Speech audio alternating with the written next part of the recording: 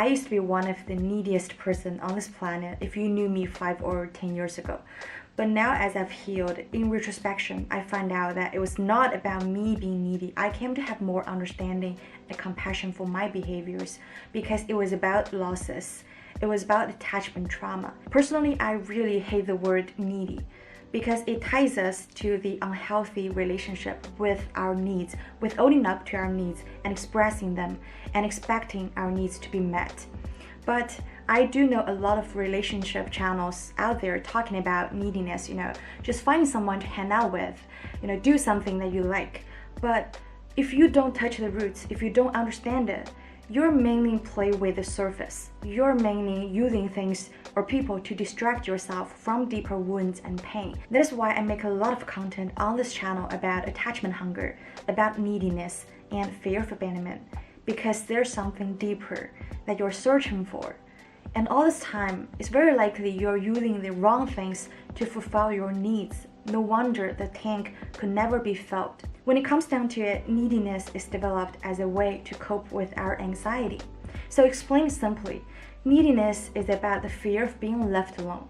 Not just physically being left alone, but being left alone to deal with the anxiety, the inner feeling of crisis that you couldn't fully understand and cope with by yourself. It's like you're desperately trying to drag something from the outside to stand with you, to be with you, in the middle of a tornado of dreadful feelings that something bad is going to happen, so that you could feel more reassured. From a psychoanalysis perspective, all anxiety at the root of it is that when a baby is not sure if the mother is gonna be around to meet his or her needs, when we're unsure our needs to survive are going to be met, our libido turns into anxiety. So we grew up, we had the habit, we have the pattern of consistently seeking something from the outside to reassure us. You probably are very familiar with this pattern yourself, like on the weekends when you have lots of unstructured time, when you don't have plans. The anxiety would surface. When you're by yourself, you feel like fidgeting and restless, and there's a sense of waiting, like waiting for someone to text you, waiting for something to reach out, waiting for some stimulus from outside. At the same time, a lot of everyday behaviors are driven by this pattern of anxiety that you're probably not even aware of. First, you would constantly open up your phone and check, mostly anxious, waiting for outside, for a response, for a comment, for a tag.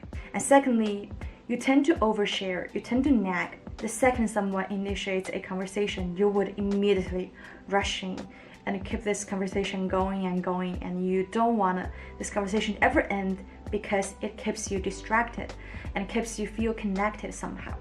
I used to chat a lot with customer service, even if I didn't have the intention to buy at all. Thirdly, you could get easily addicted to things, mainly food, drugs, cigarettes, shopping, video games.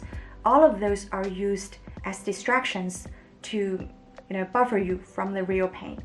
And the fourth one is that you have this deep fear of abandonment, but no amount of reassurance and comfort from the outside can soothe you, because it's not the outside things, outside people that you need.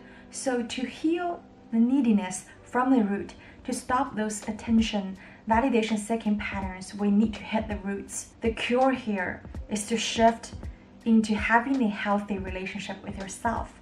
And that is how I have changed. When I finally realized one day that all those years, the attention-seeking behaviors, the control issues, the manipulating others into viewing me in a certain way, constantly obsessively looking for updates and stimulus from the outside, they're futile in changing my own behaviors. When I finally learned to turn the focus inward, my neediness and love addiction started to die down. So I wanted to give you 2 practical rules in healing attachment trauma. The first one rule is that because the injury happened in attachment relationships, you need to heal through relationships. I have seen a lot of people, including my own friends, they didn't even go through years of psychotherapy to heal their attachment trauma. Despite that, in my experience, psychotherapy could be very effective, but they healed simply by choosing and being with partners of secure attachments. So seeking out people of secure attachments could be like a shortcut, because those people, they have better and more emotional capacity to co-regulate with you instead of draining your energy. So they provide like a healthy model of relating as a reference point, because a lot of us with childhood trauma, we have never seen what a healthy relationship looks like.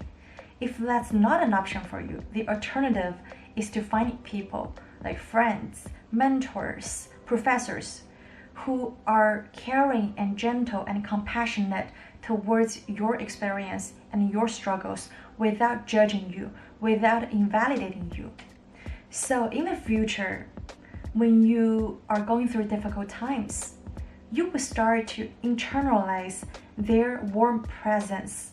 So instead of seeking out the dysregulated self as a resource, you start to think like this: well, what would Steve say about this? Well, how would Susan feel about this? What would my psychotherapist say if I do this? So you're like replacing the cold, rejecting, and shaming voice inside of you with this warm presence from people, from hanging out with those people, because they are providing a healthy model for you to be with yourself. So rule number 2 is, at the same time of healing through relationships, you need to learn to turn the focus inward. A lot of you have probably tried this. When you first start out, you're like, well, shutting things out, I'm gonna focus on myself. Then 5 seconds later, you're thinking about, well, I need to text him about dinner, Your attention starts to drift outside again. We all have been there. But if you continue the process, if you continue practicing, you will start seeing a swinging between 2 directions. So maybe it started like 80%. So still 80% of the time, you're like, trying to maintain those superficial and false relationships because you couldn't soothe yourself. You're trying to please people out of the fear of abandonment. You're trying to, desperately connecting people, outsourcing stuff from the outside. But a couple of weeks or a couple of months later, it may be like 50-50. And then maybe half a year later, it turns to be like 30-70 or something. Nobody gets from 0 to 100 overnight. Just be honest here, nobody does that. Please be patient, because healing is not a straight line. It often looks like 3 steps forward and then 5 steps backward. But also, healing is hopeful. I want to wait and hear your good news. If you're interested in topics like no reply anxiety and fear of abandonment, I'm gonna put my videos up here somewhere. I'll see you next time. Bye bye.